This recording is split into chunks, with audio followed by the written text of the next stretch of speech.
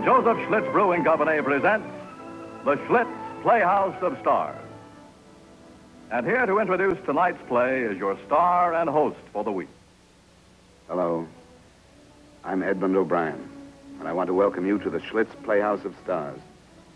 In our story, which we call The Long Shot, I play the role of Captain Jim Simpson of the United States Air Force. It's the story of a flight from Hawaii to Johnston Island. Now, ordinarily, this flight would be routine, but this one carried special cargo and took off under unusual circumstances. Circumstances that soon found a group of airmen on the short end of the odds playing the long shot.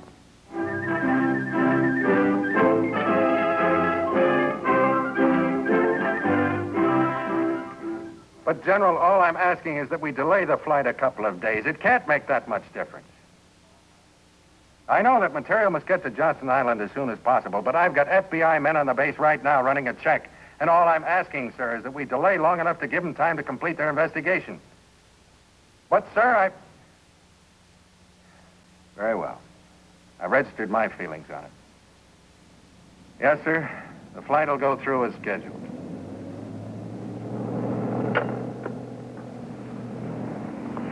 What about the storm?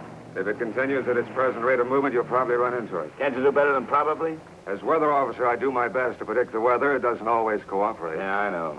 Whenever anything happens, you guys just put it in the book. We have to fly through it. Nothing I can do about that, Jim. Okay. We'll be all right. Sure you will. Captain Simpson's giving the weather officer a hard time, just like he gives everybody else a hard time. He's just trying to be extra careful, sir. Couldn't expect you to say anything derogatory, could I, Smith? There's nothing derogatory I could say, Lieutenant. Even after he's been riding your head off? He's just trying to do a job. Yeah, at everybody else's expense. You know, I've flown with a lot of commanders, but I've never seen anybody as jumpy as he is.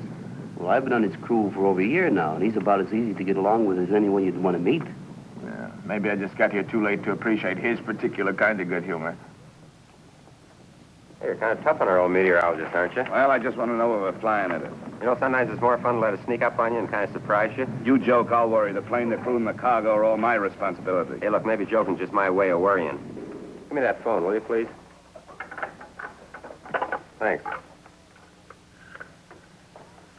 Supply, please. This is Lieutenant O'Neill. Yeah, may I speak to Mr. Rourke? You sure? Well, look, tell him when he comes in that I tried to pay him that $20 I owe him. Yeah, he'll know.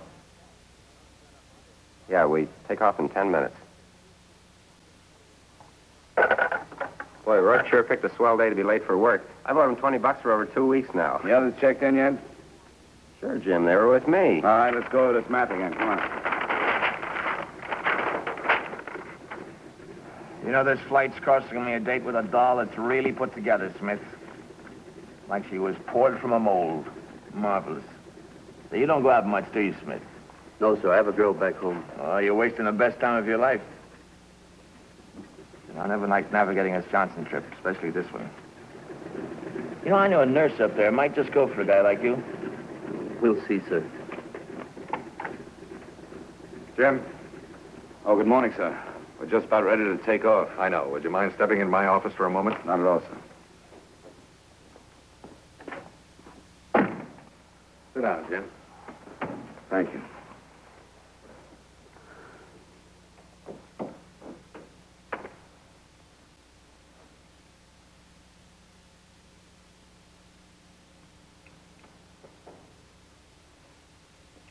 How do you feel about drawing this assignment? I'm under orders, Bob.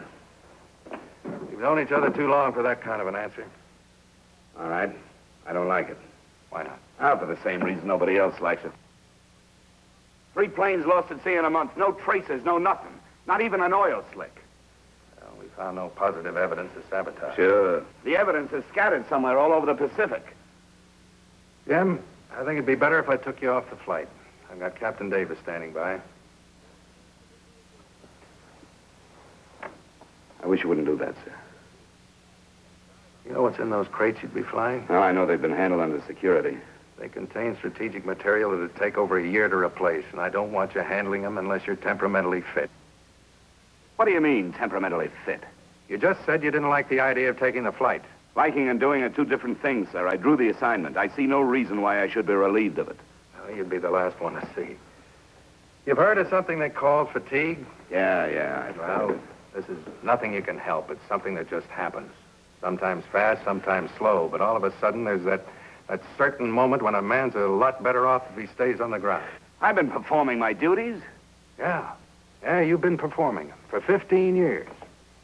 You've flown through one war, 7,000 hours. Nothing serious has happened to you yet, but it's the next time you get into the air. That's what concerns me. Well, I'm not worried about it, sir. That isn't true, Jim. You're not a kid anymore. You got a wife, a couple of kids of your own. Flying isn't the kick it used to be. Now it's something that keeps you awake all night before a flight. Keeps you tensed up hours after you land. You're trying to get me to say something I don't want to. You haven't denied a thing I've said so far. Look, sir. I realize I've got a lot more things on my mind than I used to have. But I'm just as good a flyer as I ever was. Maybe even better. Because I realize now that I'm not infallible. Am I supposed to be penalized because I've had enough experience to know that flying isn't a game? Jim, I've been around a long time. A lot longer than you. I've known a lot of pilots, good ones. You're one of the best. Gleason, he's one of the best, and he's off flying status. It just wasn't right for him anymore. Gleason's 10 years older than I am. Age has nothing to do with it. Look, Jim, this is something that just happens. Maybe a man gets too conscientious. He works too hard. He flies too long. There's nothing wrong with me, sir. Nothing that a little rest might not clear up. Are you going to order me off this flight? I thought you'd welcome it, Jim. I don't welcome it, sir. Flying's my business. My business is to make certain that this mission is accomplished. And I was chosen to accomplish it. Let me put it this way. If I'm still to be of any value to the service, I think I should be allowed to go through with it. All right, Jim. It's against my better judgment, but take the flight. Good luck. Thank you, sir.